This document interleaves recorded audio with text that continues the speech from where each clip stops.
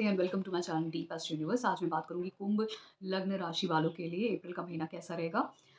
Aquarius के लिए अगर मैं बात करूँ कुंभ वालों के लिए, तो अगर आप अपने मंथली एनालिसिस को समझते हो तो पहले आपको अपने महादशा अंतर प्रत्यंतर किन ग्रहों का चल रहा है, क्या वो डिनोट कर रहे हैं, क्या वो डिपिक्ट कर रहे हैं आपके लिए, इसको जानना बहुत ज़रूरी है। उसके अलावा जो बड़े ग्रह होते हैं वो कहीं न कहीं चीज़ों को एक्टिवेट करते हैं। उनका जो ट्रांज़िट होता है किसी भी ग्रह के ऊपर से होता है, तो वो चीज़ों को एक्टिवेट करते हैं। आपकी लाइफ़ में कोई इवेंट्स होते हैं।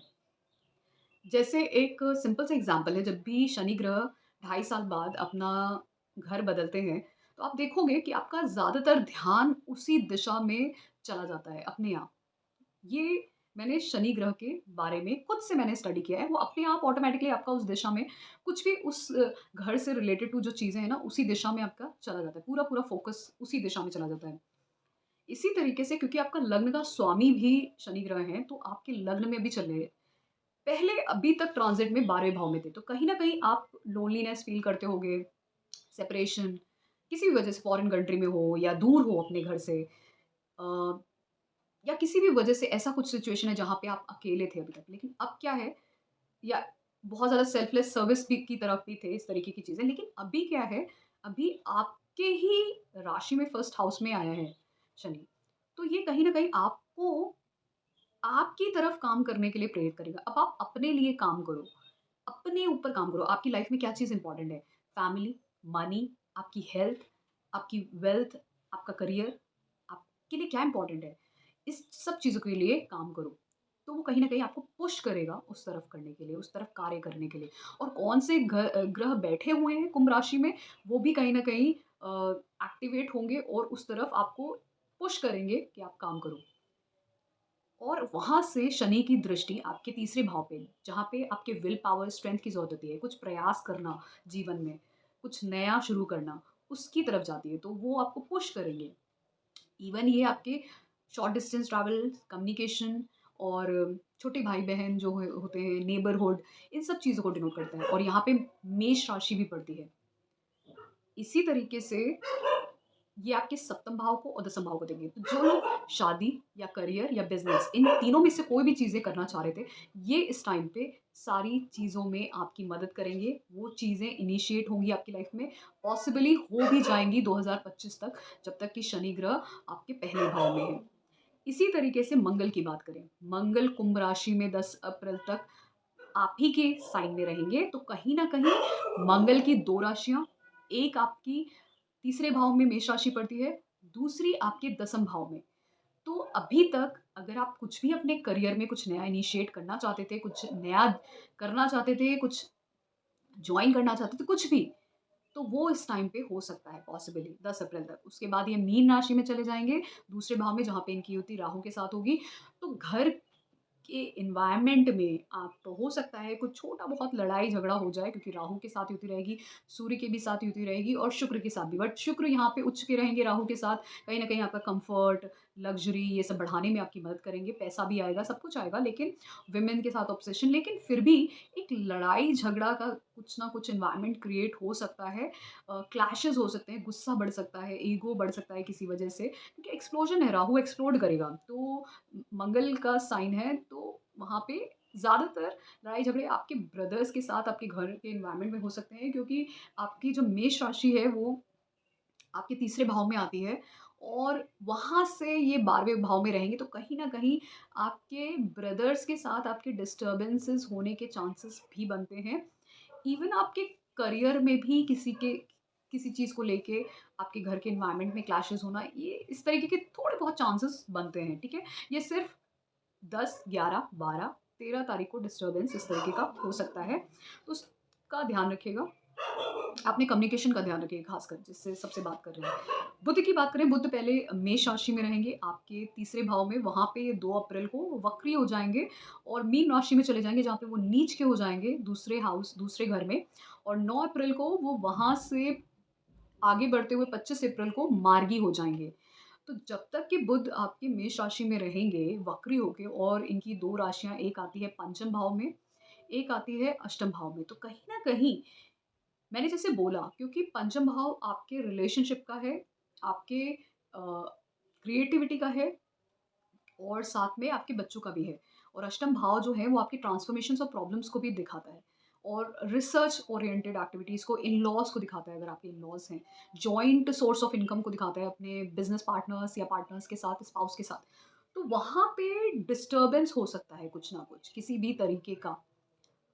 अच्छी बात ये रहेगी कि बृहस्पति जैसा ग्रह रहेगा बुध के साथ, जो कहीं न कहीं चीज़ों को कंट्रोल करेगा। लेकिन जब ये बुध मीन राशि में नीच के हो जाएँगे, वहाँ पे राहु रहेगा, राहु जैसा ग्रह, ये नीच के होंगे, वक्री होंगे, तब सिचुएशन वर्स हो जाएगी आपकी फैमिली एनवायरनमेंट में, आपके मनी को लेके, फैमिली एनवायरनमेंट में, फैमिली को लेके। क्योंकि वहाँ पे जो आपका जो माइंड है, वो गलत तरीके से यूज़ होगा, मतलब आप कहीं न कहीं जो आप कहना चाहते हो, वो लोगों को मिस इंटरप्रेट होगा एंड वहाँ पे क्लैशेज़ होने का, लड़ाई-झगड़ा होने का चांसेस सबसे ज़्यादा बन जाता है। इसीलिए मैंने 9 अप्रैल से लेके 25 अप्रैल तक का जो बुध का समय है, मीन राशि में, आपको मैंने सचेत रहने के लिए, कॉशन के लिए बताया है, क्योंकि बुध अ, वक्री भी रहेंगे और नीच के भी रहेंगे। तो ख़ासकर क्योंकि पंचम भाव आपके रिलेशनशिप और आपके बच्चों का है, अष्टम भाव भी कहीं न कहीं आपके अ, रे आपके इन-लॉज़ का है, आपके जॉइंट सोर्स ऑफ इनकम का है, रिसर्च ओरिएंटेड काम जो चलते हैं, उन सब का, बिज़नेस पार्टनर्स के साथ जो जॉइंट सोर्सेज़ होते हैं, वो सारा है। तो वो कहीं न कहीं आपके अ मनी स्टेबिलिटी और फैमिली के हाउस में गया है, उस चीज़ को वो डिस्टर्ब कर सकता है। उस एनर्जी को वो डिस्टर्ब कर सकता है। यहाँ पे आप अगर मंत्र साधना या रिसर्च ओरिएंटेड कामों में हैं, ऑकल्ट में हैं, तो वहाँ पे इंट्यूटिव पावर आपकी बहुत काम करेगी किसी भी चीज़ को लेके। लेकिन अगर हो सकता है, अगर आप शेयर मार्केट, स्टॉक मार्केट में इन्वेस्टमेंट करते हैं, एफडीज़ में, वहाँ पे आपका इंट्यूशन बहुत बेहतर काम कर सकता है इस टाइम पे, कि आपको लगा कि ये पर्टिकुलर स्टॉक हो सकता है आगे टाइम में जाके बहुत अच्छा रिज़ल्ट दे एंड आप उसमें इन्वेस्ट कर दो और वो सच में चीज़ें हो सकती हैं। तो इस तरीके से बुध बहुत अच्छा काम करेगा, लेकिन सबसे इम्पोर्टेंट चीज़ है, आपको अपने कम्युनिकेशन पे ध्यान देना है। किसी भी तरीके का कम्युनिकेशन, डिजिटल हो या नॉन डिजिटल हो, वर्बल हो, इनफॉर्मल, फॉर्मल हो, या फिर आपके जो कम्युनिकेशन मीडिया हैं जैसे लैपटॉप, मोबाइल, ये सब डिस्टर्ब होने के चांसेस, मोड ऑफ कम्युनिकेशन का डिस्टर्ब होने का, ये सारी चीज़ें, डॉक्यूमेंटेशन का कोई भी काम करते हैं, वो सारी चीज़ों में भी प्रॉब्लम होने का चांस बनता है।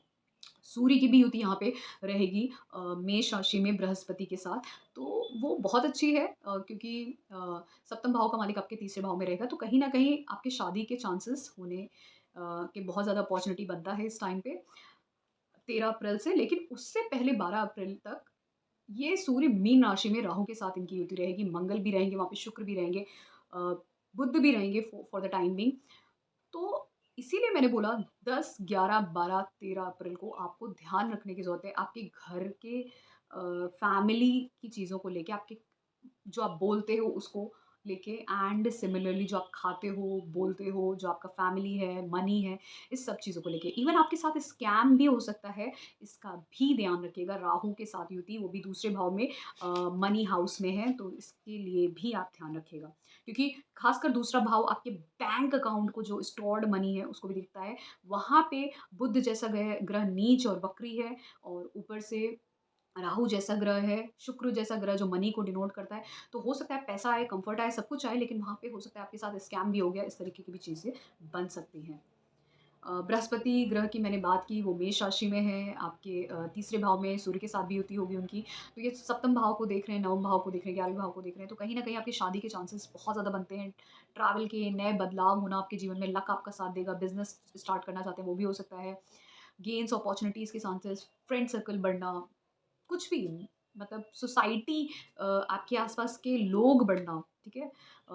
और साथ में आपके बड़े भाई-बहनों के साथ भी कुछ अच्छे होने के चांसेस बनते हैं, उनकी लाइफ़ में।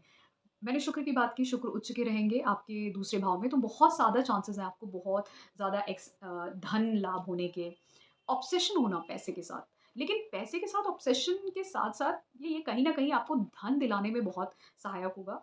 और साथ-साथ धन के साथ-साथ कम्फर्ट्स, लग्ज़री, ये सारी चीज़ें, और क्योंकि शुक्र की 2 राशियाँ, एक आपके चौथे भाव में पड़ती है और एक आपके नवम भाव में, तो कहीं न कहीं आपके माता-पिता को भी कम्फ़र्ट देगी, वहाँ से भी आपको धन मिलने के चांसेस हैं। और जैसा मैंने बोला, आपके ट्रैवल्स होने के चांसेस, कम्फ़र्ट बढ़ने के चांसेस, या घर का बदलाव होना, कहीं आप दूर किसी और जगह में रहने चले गए, ये सारी चीज़ों के चांसेस बनते हैं और राहु केतु दूसरे और अष्टम भाव में है, तो कहीं न कहीं आपका फैमिली एनवायरनमेंट बदल रहा है और और आप काफ़ी ज़्यादा इस टाइम पे हो सकता है डीप मंत्र साधना में या फिर ऑकल्ट साइंस जैसे सब्जेक्ट्स या ऐसे सब्जेक्ट्स जो बहुत ही अननेचुरल हैं, वैसे सब्जेक्ट्स में, क्योंकि केतु जैसा ग्रह बैठा है, आपको ले जा सकता है अष्टम भाव में होने की वजह से, ठीक है? तो ये था मेरा एनालिसिस कुंभ लग्न राशि वालों के लिए अप्रैल का। अगर आपको पसंद आया है so please do subscribe to my channel Deep Astro Universe. और अगर आपको कंसल्टेशन चाहिए तो आप मेरे व्हाट्सएप नंबर पे मुझे कॉन्टैक्ट कर सकते हो। मेरे फॉर्म्स अवेलेबल हैं किसी भी तरीके की सर्विसेज एंड प्रोडक्ट्स के लिए related to astrology. You can consult me, courses के लिए भी आप कंसल्ट कर सकते हो। And I have a website जहाँ पे आप अगर कुछ किसी और एस्ट्रोलॉजर से कंसल्टेशन लेना चाहते हो या फिर सर्विसेज एंड प्रोडक्ट्स के लिए, वो भी अवेलेबल है। And I will come up with mobile application also, वहाँ पे भी आप किसी भी तरीके का कंसल्टेशन या सर्विसेज एंड प्रोडक्ट्स ले सकते हो in future. So if you really like this video, please do subscribe to my channel Deep Astro Universe. Thank you.